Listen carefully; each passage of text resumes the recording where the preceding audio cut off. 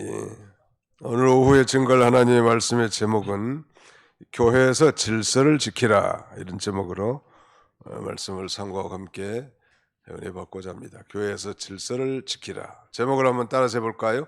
교회에서 질서를 지키라.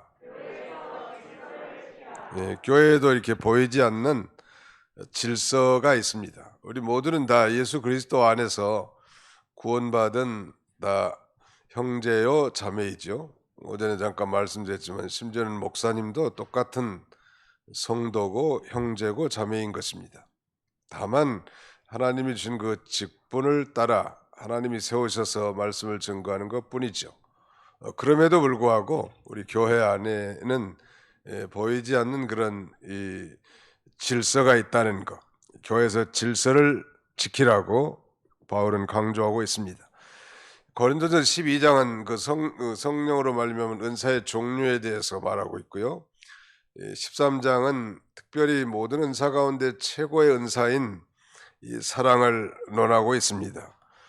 바울은 이제 14장에 와서 이 공중 예배 시에 방언의 남용으로 말미암은 이 고린도 교회의 그 무질서를 다루고 있는데, 이제 14장 내용은 우리가 전반부에 우리 지난주가 살펴본 것처럼 예언과 방언의 이 가치 비교와 그 용례에 대해서 살펴봤고, 오늘은 26절로 40절까지 공중 예배 시에 지켜야 할 질서에 대해서 말씀하고 있습니다. 14장, 고린도전 14장은 특별히 교회 안에서 예배드리는 교인들 전체가 교회에서 드려지는 예배가 다 교인들 전체를 위한 것이기 때문에 언제나 교회에서 그 목적은 건덕, 즉 덕을 세워야 하고, 궁극적으로는 하나님께 영광이 돌아가야 된다는 말이에요. 그러니까 아무리 좋은 능력의 은사를 가지고 있다 할지라도 덕을 해치는 거라든지 교회의 무슨 프로그램이나 이벤트가 하나님께 영광이 돌아가지 않는다면 그만두라는 거예요. 세상에서는 뭐 수단과 방법을 가리지 않고라도 목적 지향적으로 나가기도 합니다. 소위 이 목적이 수단을 가리지 않는다. 수단 방법을 가리지 않고 목적만 달성하면 된다. 우리가 뭐 쉽게 잘 아는 대로 뭐로 가도 서울만 가면 된다. 이건 세상주의고, 우리는 목적이 선하면 방법도 선해야 되고, 그것이 교회의 덕을 세워야 되고, 궁극적으로는 하나님께 영광이 돼야 된다는 것, 이걸 지금 바울이 강조하고 있고요. 그래서 정말 가치 있는 일은 자신을 위한 것이 아니고 이웃과 자신이 소속되어 있는 공동체 전체에 유익을 끼치는 것이어야 된다는 걸 강조하고 있습니다. 자, 26절, 오늘 본문 14장 26절을 보십시다. 그런즉 형제들아 어찌할까, 너희가 모일 때에 각각 찬송시도 있으며 가르치는 말씀도 있으며 계시도 있으며 방언도 있으며 통회감도 있나니 모든 것을 덕을 세우기 위하여 하라 그랬습니다. 초대교회에서 행해지던 대체적인 그 예배 순서에 대해서 말씀하고 있는데, 당시 고린도 교회 예배는 찬송시도 있고 또 말씀의 가르침, 오늘날로 말하면 설교 시간도 있고 계시가 있고 방언과 통역 그리고 예언 등으로 이루어져 있는데, 오늘날처럼 그렇게 확실한 그 예배 의식이 확정된 시기는 아니었기 때문에 일정한 형식은 없지만, 아무튼 하나님께 대한 찬양시와 말씀을 통해서 또 하나님의 뜻을 깨닫고 실천하는 것을 특별히 강조하는 걸 볼 수 있다는 거예요. 이게 초대교회나 지금이나 이 예언의 인사가 참 중요한데, 하나님의 말씀을 전파하고 듣고 깨닫고 또 그대로 사는 것이 중요하겠죠. 어느 시대나 예배가 형식화되고 예배가 의식화되는 것이 심각한 교회 타락이. 우리는 중세 교회사에서 중세 시대를 중세 암흑 시대라고 말하는데, 그때도 다 예배에 화려한 의식이 있었어요. 그러나 말씀이 실종됐단 말이에요. 문제는 의식은 있으나 핵심되는 말씀이 실종됐기 때문에 말씀이 실종됐으니 백성들이 어리석게 돌아갈 수밖에 없고 하나님을 섬긴다는 이름은 있으나 다분히 미신적 그런 신앙, 무속적 그런 신앙을 갖게 됐단 말이에요. 그래서 이제 그 운동, 그런 걸 끊고자 하는 운동이 소위 종교개혁 운동이. 다시 말씀드리면 이 종교개혁 운동은 말씀으로 돌아가자는 운동이, 솔라 스크립트라, 오직 말씀으로 돌아가자니. 아니 뭐 거창하게 뭐 교회서까지 들먹일 필요 없이 우리 자신들의 신앙이 정말 살아있고 역동적일 때가 언제였는가. 열심히 성경 읽고 또 성경 말씀이 꿀송이처럼 달고 또 그 말씀대로 살고자 하는 그런 열정을 가졌을 때가 우리의 신앙이 살아있을 때잖아요.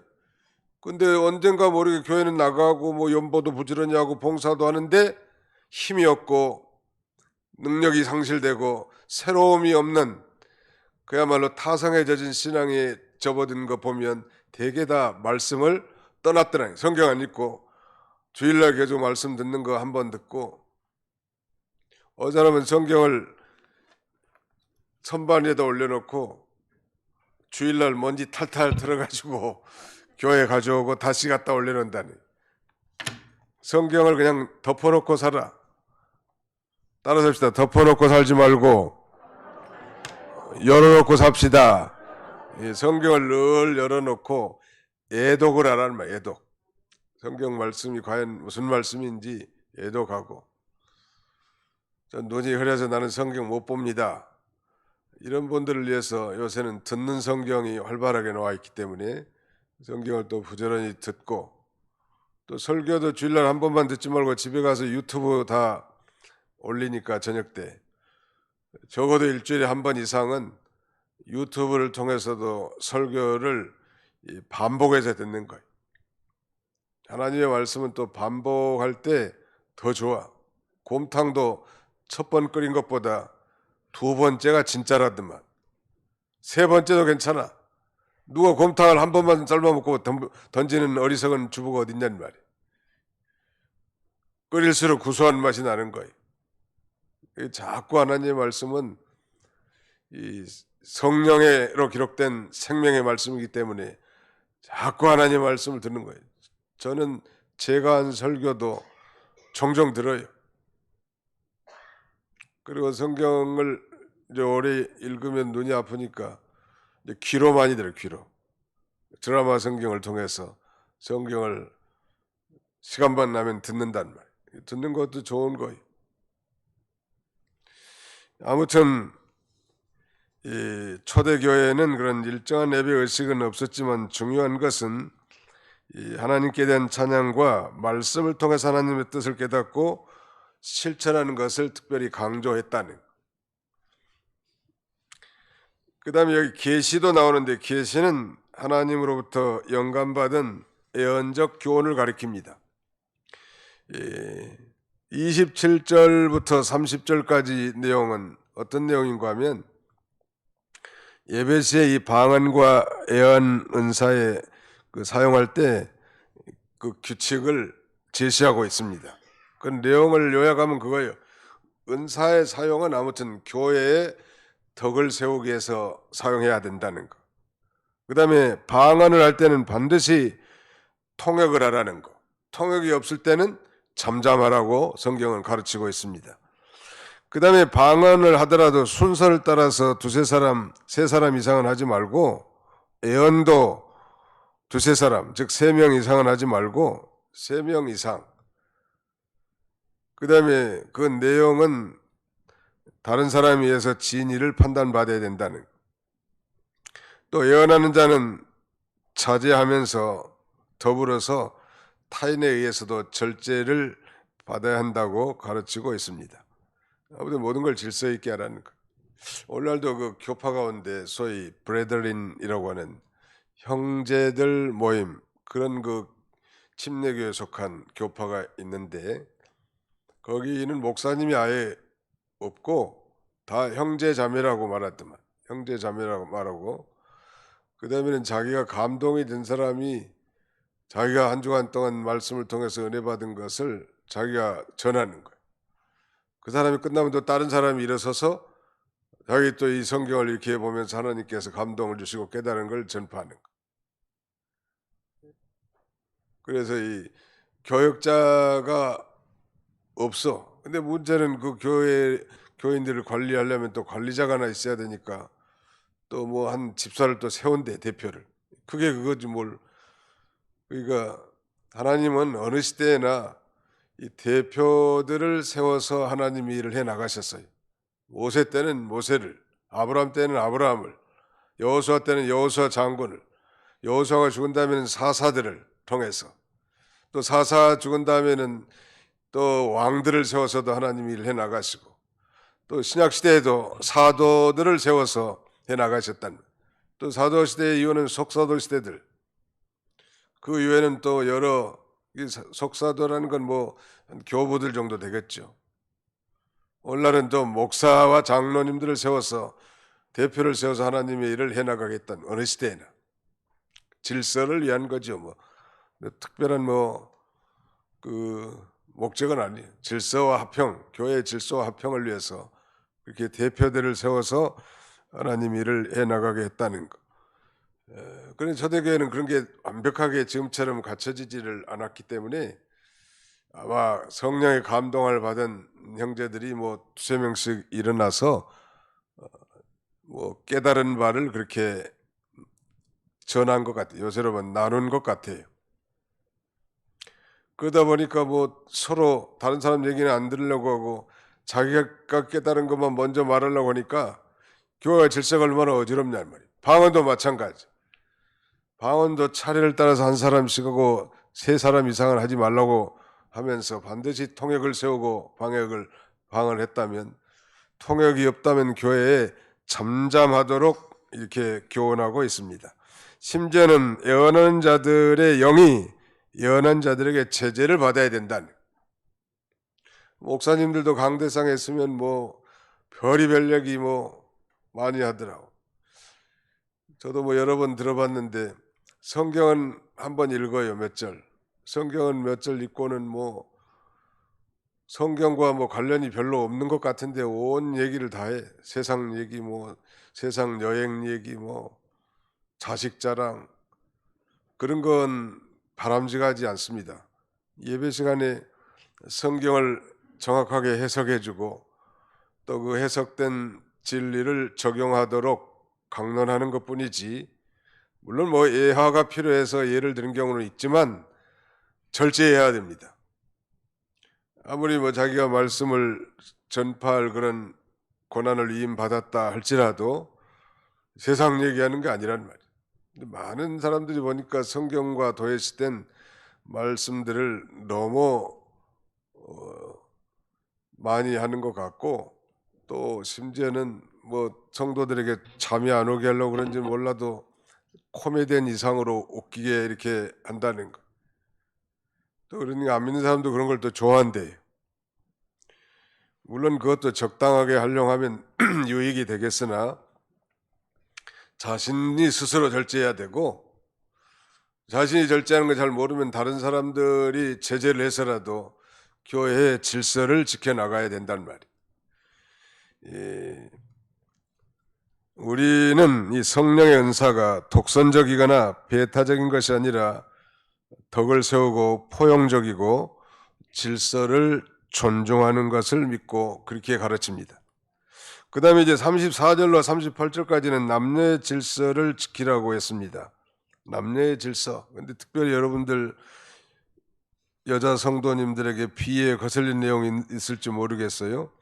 이런 내용이 있죠. 34절에 여자는 교회에서 잠잠하라. 그들에게는 말하는 것을 허락함이 없나니 율법에 이른 것 같이 오직 복종할 것이요. 만일 무엇을 배우려거든 집에서 자기 남편에게 물을지니 여자가 교회에서 말하는 것은 부끄러운 것이라.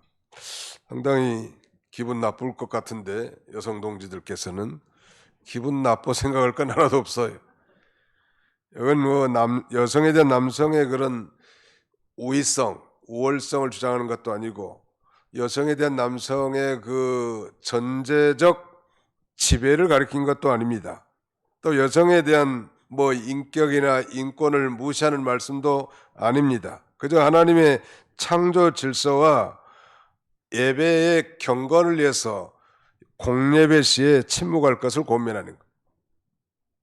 그러니까 공예배 시에 여자로 하여금 말하자면 설교하는 것을 금한다, 그런 말이에요. 우리 뭐 주일학교 교사분들도 대개 다 여자분들이고 가르치는 분들도 여자 전도사님들도 많이 계신데, 그런 걸 금하는 건 아니고 공예배 시에 여자가 나와서 뭐 설교한다든지 그렇게 하는 것을 금하고 있어요, 성경은. 그래서 오늘날 우리 한국의 합동 측이라든지 고신 측, 우리도 마찬가지지만 이 보수 교단에서는 여자 목사를 안 세우는 근거의 구절이기도 합니다. 근데 오늘 이 말세가 돼가지고 남자들이 재구실을 잘 못하기 때문에 하나님께서 여자 목사도 세워서 하시는 것 같아요. 근데 아무튼 전통적으로 우리 한국의 보수 교단들은 여자 목사는 안 세우고 여자분들은 그냥 전도사님까지 해서 교회 일을 보조하도록 그렇게 하고, 뭐 공예배 시에 설교는 안 하지만 그 학생부라든지 주일 학생들 다 설교하고 가르치지 않습니까? 결코 여자를 무시하는 처사가 아니고 교회의 질서와 남녀관계에 대한 창조 질서를 바로잡기 하는 것입니다. 자, 거기에 대한 관련 성구를 한 군데 찾아보실까요? 창세기 3장 16절. 창세기 3장 16절.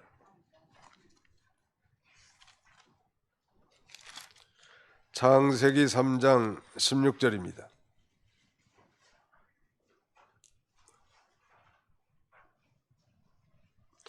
같이 한번 읽어보실까요? 창세기 3장 16절 시작. 또 여자에게 이르시되 내가 내게 임신하는 고통을 크게 더하리니 내가 수고하고 자식을 낳을 것이며 너는 남편을 원하고 남편은 너를 다스릴 것이니라 하시고, 여기 분명히 이제 범죄 순서상 하와가 먼저 선악과를 따먹었잖아요. 이 범죄 순서상도 그러고 창조의 질서상 아담이 먼저 지음받고 아담을 깊이 잠들게 한 다음에 그 갈빗대 하나를 취해서 여자, 아내를 만들었단 말이에요. 이게 창조의 질서상 말하자면 이 남편에게 복종하는 것은 그 원리란 말이에요. 인격적인 면이나 영혼의 가치에 있어서는 남녀 간에 다 동등하지만 질서가 있어야 돼. 우리 집사람은 카톡에다가 체익은 이렇게 안 써놓고 주인 양반 이렇게 써놨더라고. 기분은 나쁘진 않더라고. 내가 주인이라니, 돈은 자기가 다 관리하면서. 돈도 잘 안 줘요. 용돈을 많이 안 준다고. 너무 짜. 경제 정책한 사람들이 좀 풍성하게 해줘야 되는데, 아무튼 주인 양반이라는 말이 기분 나쁘진 않은데, 이 사라가 남편 아브라함에게 주라 칭했다고 하지 않습니까? 주인님. 그런다고 사라가 뭐 낮아진 것도 아니고 사라의 인격이 무시된 것도 아니잖아요. 그래서 훌륭한 지혜로운 자매님들은 남편이 좀 못났어도 남편을 앞세우는 거예요. 제일 미련한 부인네들은 남편을 무시하는 거예요. 남편을 왕으로 대접하면 자기는 뭐가 되는 거죠? 왕비. 남편을 거지로 대접하면 자기는 거지 부인이지 뭐, 당연히. 뭐 잘 아시네. 그래서 어떻게든지 그런 얘기 들어보셨죠? 바보 온달과 평강공주. 제가 평강 채갑니다. 그 평강이 강원도 좀 이북 쪽에 있어. 이북에 있는 강원도예요, 거기가 평강. 그 공주가 참, 평강 그 공주가 지혜로운 모양이에요. 이 바보를 훌륭한 왕으로 만들어 놨으니까, 이게 지혜로운 부인은 남편을 훌륭하게 만들 수 있는 거예요. 남편을 짓밟고 뭐 무슨 발끝에 때처럼 여기고 무시하고 비난하고, 그래서는 그 침을 자기 얼굴에 받은 걸 마찬가지. 자기 얼굴에 침 뱉은 거나 마찬가지라는. 누가 동정 안 해줘요. 그러니까 어떻게든지 남편의 장점을 다 칭찬하고 남편들한테 대접받는 비결을 제가 오늘 말씀드릴게요. 어떻게 하면 남편에게 사랑을 받고 대접을 받을 수 있을까? 제가 보기에는 맛있는 음식을 잘해주고, 첫째는 우리 남편이 뭘 좋아하는가 맛있는 음식을 잘해주고 좀 부드럽게 얘기하면 남편들은 다 넘어가게 돼 있어요. 그저 뭐 남편을 뿔 달린 항소한데 이게 먹으려고 했으면서 거칠게 대들면 그 뿔에 옆구리 찔린다고. 아니 뭐 여자가 여자다워야지, 여자가 남자 같고 남자가 여자 같으면 별로 어울리지 않잖아요. 그러니까 부드럽게 온유한 심장을 가지라는 말. 유순한 대답은 분노를 시게 하여도 과격한 말은 노를 격동하느니라. 대개 부부싸움 보면 말 때문에 그러고 말투 때문에 그러잖아요. 말투를 좀 고치라고. 대구의 그 아가씨들 아주 간 떨어지게 상냥하더라고 보니까. 경상도 사투리 있어가면서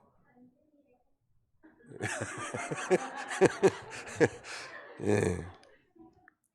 대구의 아가씨들은 또 서울 총각들을 좋아한대. 그래서 서울 총각들이 좀 친절하니까. 경상도는 좀 무뚝뚝하잖아요. 사나이 같이 행동을 하긴 하는데 아무튼 예, 부드러운 게 좋은 것 같아요. 부드러운. 예수님도 온유하시다고 했잖아요. 젠틀. 나는 마음이 온유하고 겸손하다. 아주 젠틀하신 분, 부드러운 분. 부인들은 절대 담 바깥으로 큰 소리가 나와서는 안 된다는 거. 그러면 그 두 가지만 잘하면 대개는 다 사랑받게 돼 있는데 밥도 제대로 안 챙겨주지.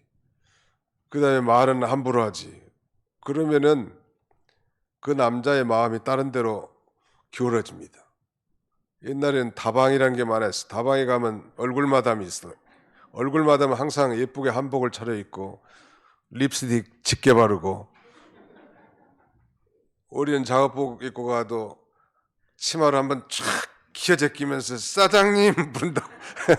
사장님 그러면 그냥 홀라당 넘어가는 거예요. 거기에 다방 내지 않대. 아주 평범한 건데 우리 한국 여성 동지들은 놀랍게도 집안에서는 단장을 안 해요. 집 밖에 나갈 때만 찍어 바르는 거예요. 근데 가장 예쁘고 아름답게 보여야 할 대상은 자기 남편인데 어느 놈한테 잘 보이려고 하는지 집안에서는 아주 머리도 단장 안 하고 파자마만 입고 왔다 갔다 하고 말은 함부로 하지, 밥도 제대로 안 챙겨주지. 그러면서 남편이 뭐 못났네, 뭐 못해주네, 못해줄 수밖에 없죠. 당연히 오는 말이 고와야 가는 말이 곱다고 했죠. 아무튼 인격적인 면이나 영혼의 가치 면에 있어서는 우리 남편이나 아내가 동등하지만 창조의 질서상, 범죄의 순서상 이 하나님께서는 이 남편에게 아내가 잘 복종하도록 가르칩니다. 이건 시대가 아무리 12번 바뀌어도 똑같은 원리요. 교회 안에서 특별히 남녀의 질서를 지키도록 바울은 이렇게 교훈하고 있는데, 반복하지만 여자는 교회에서 잠잠해야 된다는 건데, 그러면 교회가 더 시끄러운 게 다 여자들이 말 많이 해서 대화도 많이 하는데 그러면 잠잠하라는 말인가? 그건 아닙니다. 여자가 이 교회에서 아무 말도 하지 말라는 뜻이 아니고 공적으로 남자들을 교훈한 일을 하지 말아라, 그 말이. 공적으로 공예배 시에 남자들에게 설교하지 말아라, 그런 뜻이란 말. 이 집에서도 남편을 가르쳐 드리려고 하는 부인들이 종종 있어.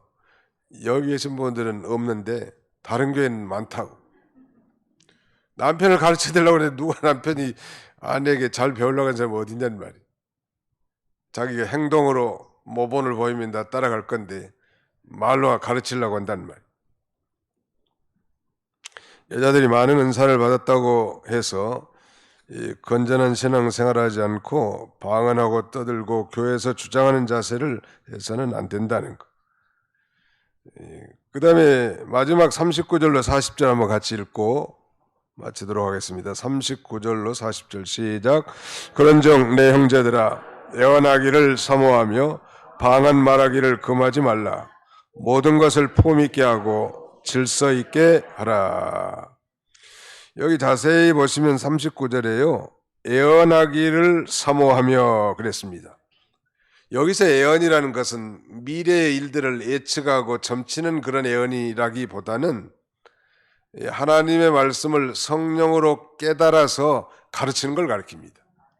오늘 우리 교사들도 다 하나님 말씀 배워서 아이들 가르치는데 그것도 애언이고, 저같이 이 주일 준비를 해서 먼저 성경을 연구하고 기도하면서 성령의 감동을 받아 하나님의 말씀을 전하는 것도 애언이란 말.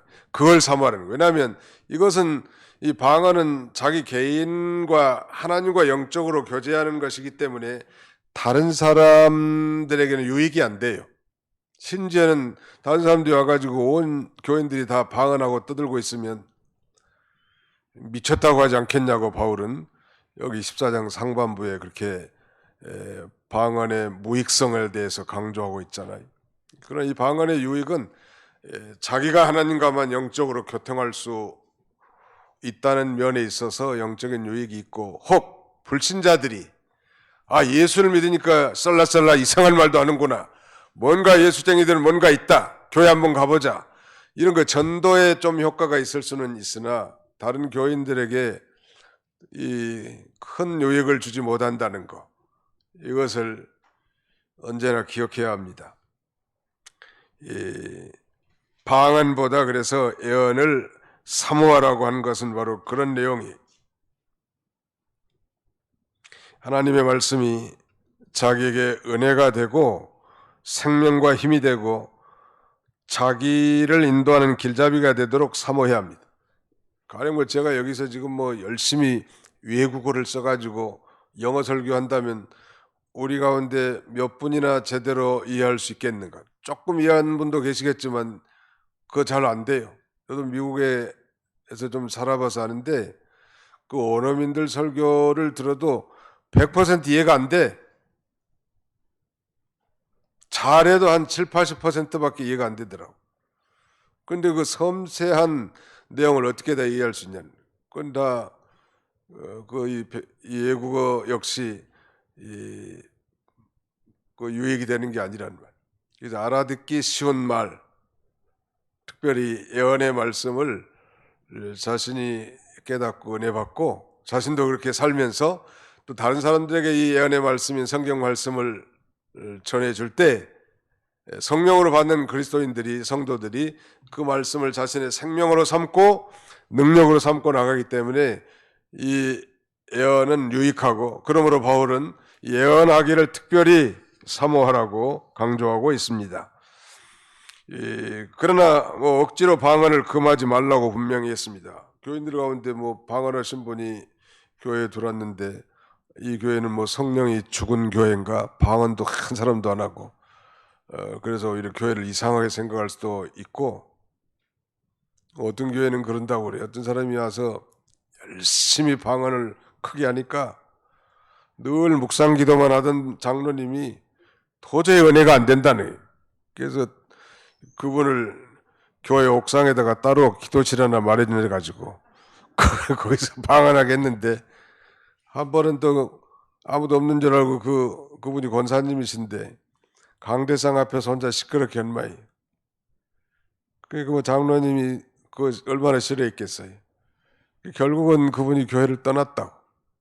이게 방언의 은사를 하신 분들이 있으면 또 하나님이 특별히 저분에게 성령의 은사, 방언 은사를 주신 줄 알고 인정해주고 그렇게 함께 같이 나가야 되고요. 또 그분도 분위기 파악을 좀 잘해가지고 혼자 기도할 때 누가 뭐라 하겠습니까? 여러 사람들이 있는데 좀 덕을 세워야 되지 않겠어요? 안양에서 목회하는데 이제 예배당을 새로 구입해서 예배 드리는데 그 동네 그 순복음교회 김아무개 집사님이 새벽에 나와요. 새벽에만. 주일날 이제 본교회로 가고. 새벽에 와서 이제 설교가 끝나면 한 1시간이나 큰 소리로 기도해. 나는 강대상 뒤에 앉았는데 이 양반이 큰 소리로 기도하니까 기도하다가도 그리 쏠려. 자꾸 마음이 그리 간다고. 근데 그렇게 안 해도 될 것 같은데 뭐 다 우리 교회고 하나님의 교회고 예수 안에서 하나니까 뭐 그런 담대한 믿음이 있는지는 모르지만 그래도 덕을 좀 세워서 하는 게 좋지 않겠는가. 다른 사람에게도 유익이 되도록 뭐 조용조용 얘기해도 될 텐데 아무튼 뭐 웅변하는 것처럼 해. 맨 나중에는 그분하고 저하고 둘이 남아있는데 예배당에 선명하게 또 다 들을 수 있다는 그 기도 내용을. 그래서 그것도 좀 덕이 되지는 않을 것 같아요. 적어도 저에게 유익이 안 된단 말이에요. 다른 성도들에게도 그 도움이 안 됐을 것 같아요. 결론은 질서를 지키면서 모든 것을 적당하게 하라라고 교훈하고 있습니다. 40절에 모든 것을 폼 있게 하고 질서 있게 하라. 하나님의 나라는 이 네모반듯한 이 정방향으로 아주 질서가 정연한 나라입니다. 보기에는 뭐 다 부족한 사람들이 모여 있고 뭐 다 우리가 구원받은 다 형제요 자매이니까 우리가 뭐 마음껏 함께 찬양하고 예배할 수 있지만 보이지 않는 그 이 질서라는 게 있어요. 그게 참 중요합니다. 성도가 이 질서 없이 자기 마음대로 하면 하나님 나라가 어지러워진단 말이에요. 자기가 할 일은 자기가 하고 또 자기 위치를 잘 지켜야 돼. 유리하는 별과 같은 그런 존재가 되면 안 돼. 별이라는 건 항상 자기의 위치에 떠서 방향과 빛을 발하는 거 아니에요? 자기 위치를 잘 지켜야 합니다.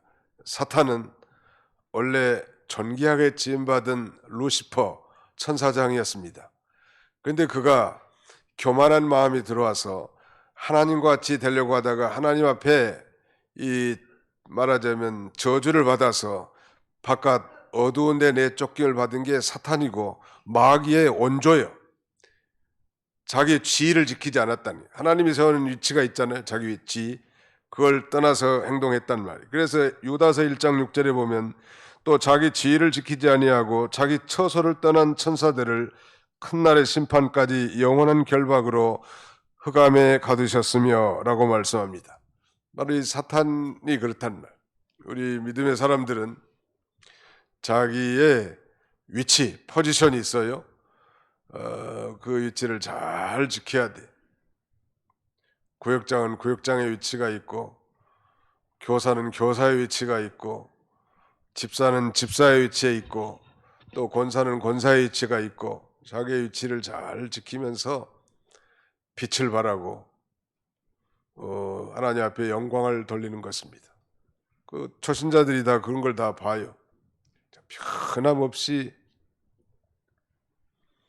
자기 위치를 지키는 사람, 그거 존귀한 거예요. 내가 목회 초기에 용인에서 목회했는데 거기 명륜교회 다니시다가 오신 김동철 이 집사님 부부가 사셨어요. 그분의 사이가 정량권 목사님이신데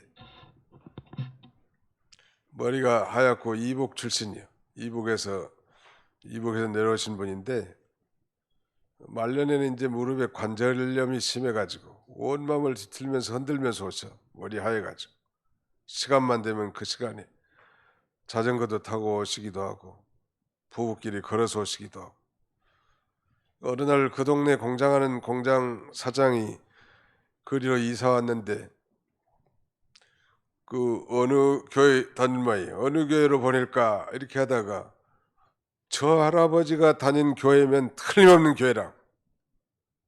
항상 뭐 밝은 미소에 정해진 시간에 교회 가고 이런 모습이 좋게 보였던 모양이 그 사장 보기에. 그래서 그 신정교회로 왔었노라고 그런 얘기를 들은 바 있습니다. 아무튼 자기 지위를 잘 지키란 말이에요. 그래서 하나님께서 맡기신 이 직무를 잘 감당할 때 빛이 나고 하나님의 영광이 돌아가고 또 많은 회중들에게도 귀감이 될 것입니다. 자, 오늘 이제 말씀을 맺고자 합니다. 교회 안에도 질서가 있는데 우리가 집사를 세우든지 권사를 세우든지 장로를 세우든지 반드시 이 교회의 화평과 그 질서를 잘 따를 것을 서약을 받습니다. 그 대개 다 아멘으로 대답하지만 잊어버린 경향이 많죠. 아름다운 이 질서를 통해서 성도들에게 유익을 주고 하나님 앞에 아름다운 교회로 세워나가는 그런 저와 여러분들이 다 되시기를 주님의 이름으로 축원합니다. 기도하겠습니다. 살아계신 우리 아버지 하나님께서 오늘도 새벽부터 이 시간까지 귀한 예배를 통하여 하나님 앞에 영광 돌릴 수 있도록 은혜 주심을 감사하고 감사를 드립니다.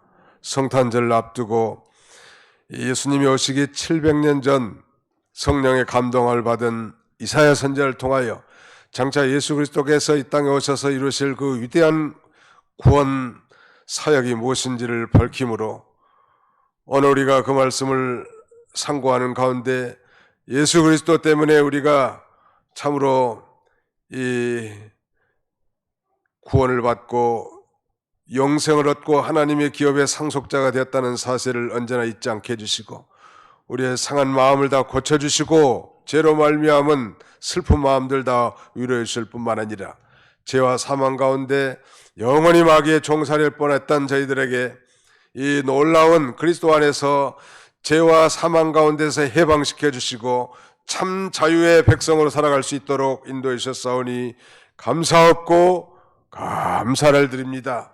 이 놀라운 은혜의 감사 감격에서 이제 주와 복음을 위해서 충성을 다하게 해주시고 아직도 예수를 알지 못하고 여전히 복도 하도 줄 수 없는 우상을 섬기고 세상에서 정말 상심해 있는 가난한 자들에게 복음을 증거하여 주 앞으로 인도하는 이 귀한 사명들을 잘 감당하도록 도와주시고 이 일에 우리 도봉교회가 앞장서도록 하나님께서 축복해 주시옵소서. 우리의 가정과 직장, 사업장과 우리 성도들의 모든 인생의 진로를 축복하셔서 한 주간 동안도 우리의 모든 삶의 예배를 통하여 하나님 홀로 영광받아 주시옵소서. 예수님의 이름으로 기도하옵나이다. 아멘.